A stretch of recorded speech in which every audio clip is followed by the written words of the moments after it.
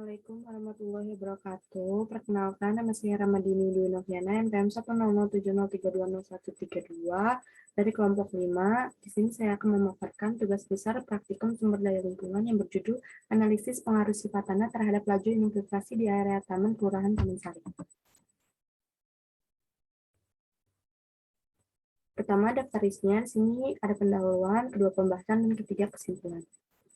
Nah, penduluan ini yang pertama adalah latar belakang di mana kebutuhan ruang ini akan semakin tinggi dengan jumlah luasannya yang terbatas dan menuntut ruangan tersebut itu akan dilakukan perubahan dari segi penggunaannya dan peruntukannya.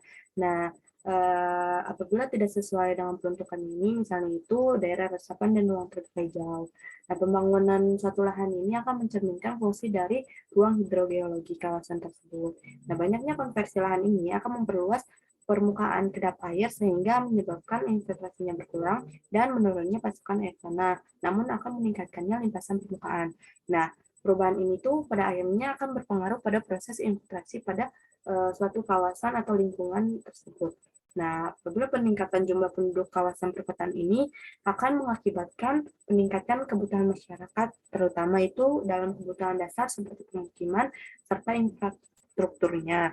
Kemudian pemanfaatan ruangan ini cenderung akan bertambahnya luasan kawasan terbangun pada suatu wilayah tersebut.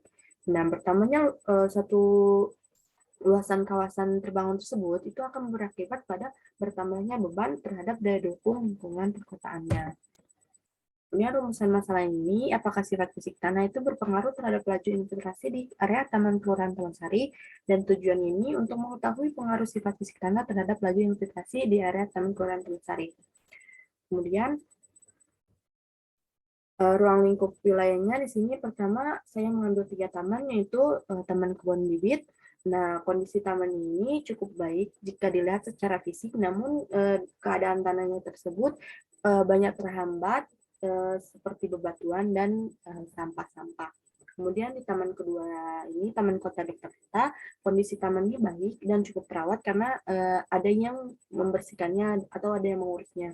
Kemudian di taman ketiga ini ada Taman Radio, kondisi tamannya sama, itu baik dan terawat. Dilanjut dengan pembahasannya.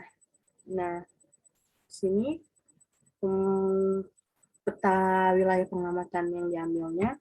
Kemudian landasan teorinya itu daerah resapan air ini mempunyai kemampuan tinggi dalam meresap air hujan, sehingga merupakan tempat pengisian akuifer yang berguna sebagai sumber airnya. Nah, kondisi resapan ini dilihat dari topografi, tanah, dan curah hujannya. Kemudian, lahan terbangun ini merupakan lahan yang mengalami proses pembangunan atau perkerasan yang terjadi di atas lahan. Dan proses infiltrasi ini di mana aliran air yang masuk ke dalam tanah melalui permukaan air.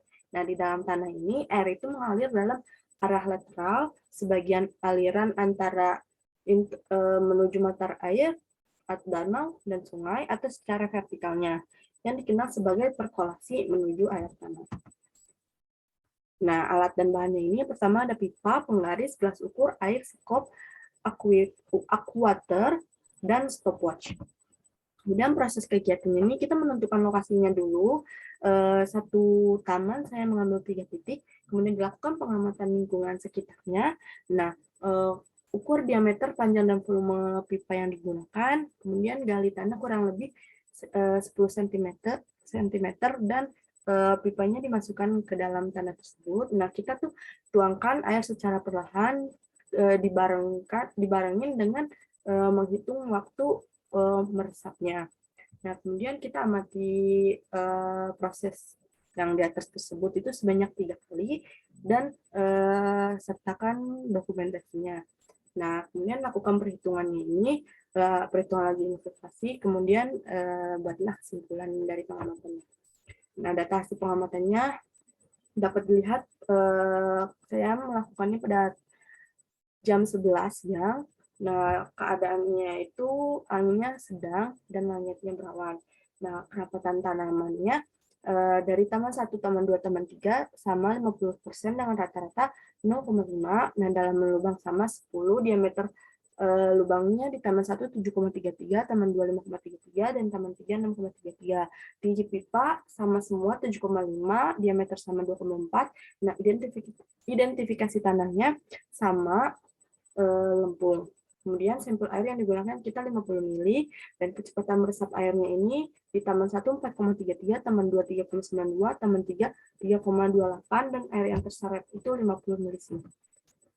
Kemudian perhitungan data kita sudah mengetahui tinggi pipa, diameter pipanya, dan jari-jarinya itu dari diameter dibagi 2. Nah, kecepatan meresap airnya ini kita ubah dulu menjadi second, dan kemudian diubah lagi menjadi jam.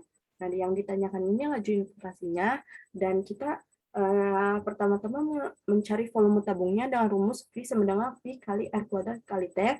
Nah, di sini sudah kita ketahui V-nya itu kita menggunakan 3,14, R kuadratnya itu 1,2 dikali 1,2 dikali tingginya itu 17,5. Nah, kita mendapatkan hasilnya. Nah, kita dapat mengasumsikan volume tabung itu sama dengan volume air. Nah, kemudian kita mencari laju infiltrasinya itu dengan rumus Q sama dengan volume air yang terserap sampai ujung pipa sama dengan dibagi T hitung. Nah, yang pertama, taman 1 ini kita volume air terserapnya sama dengan volume tabung, dan hasil yang sudah didapat kita dibagikan dengan waktu hitung di taman 1, yaitu 0,072167 jam. Nah, kita mendapatkan hasilnya 109,46 cm3 per jam, kemudian taman 2 sama, dan hasilnya 111,2 cm3 per jam, dan taman ketiga itu sama, diberikan teh hitungnya itu 1447,45 cm3 per jam. Nah, hasil analisisnya ini di taman 1 dalam kondisi lubangnya itu kerapatan tanamannya itu rata-rata 0,5, dalamnya lubang 10 cm, diameter lubangnya 7,33, dan identifikasi tanahnya lempung, dan sampel air yang digunakan itu kecepatan meresapnya itu 4,33 menit rata-ratanya. Nah, berdasarkan hasil perhitungan itu, laju infiltrasinya itu berkisar 109,46 cm3, sehingga di area tersebut laju infiltrasinya cukup lambat. Nah, taman 2 sama, dilihat dari kondisi lingkungannya, dibedakan diameter lubangnya itu 5,33, dan kecepatan air meresapnya itu 3,92. Nah, laju infiltrasinya itu berkisar 1,211,2 cm3 per jam, sehingga di area tersebut lambat.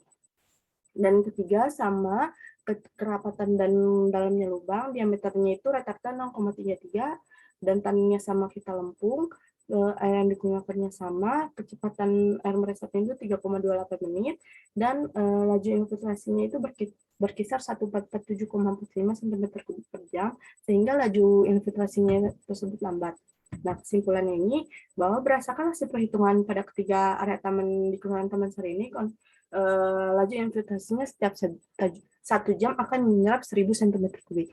Sehingga di ketiga taman tersebut itu laju infiltrasinya itu lambat. Nah, dapat dilihat taman 1 dan 3 itu menyerap 1,96,46 dan 1,47,45, sedangkan di taman 2 akan menyerap 1,211,2 cm3 per jam. Nah, di mana tanah ini merupakan salah satu faktor laju infiltrasinya. Jika tanah tersebut bertekstur kasar, maka laju infiltrasinya akan cepat, sedangkan jika tanah bertekstur padat, maka cukup sulit dalam penyerapannya. Nah, di ketiga area tanah tersebut, tanah yang digunakan adalah tanah lempung yang bertekstur padat, yang memungkinkan dalam penyerapannya sulit. Adapun kerapatan tanaman itu juga merupakan salah satu faktor laju infiltrasinya yang cukup cepat, dikarenakan area tersebut dibantu oleh akar tanaman untuk penyerapannya. Dilihat dari pengamatannya bahwa ketiga area taman tersebut itu kerapatan tanamannya berkisar 50% dengan rata-rata 0,5. Jadi, dalam menentukan laju infiltrasinya, sifat fisik tanah ini berpengaruh dalam kecepatan penyerapannya. Sehingga apabila tanah tersebut bertekstur kasar, maka laju infiltrasinya cepat, dan sebaliknya jika tanah bertekstur padat, maka laju infiltrasinya itu akan lambat. Daftar pustakanya. Sekian dari saya, kurang lebih mohon maaf. Wabillahi taufiq wal hidayah. Wassalamualaikum warahmatullahi wabarakatuh.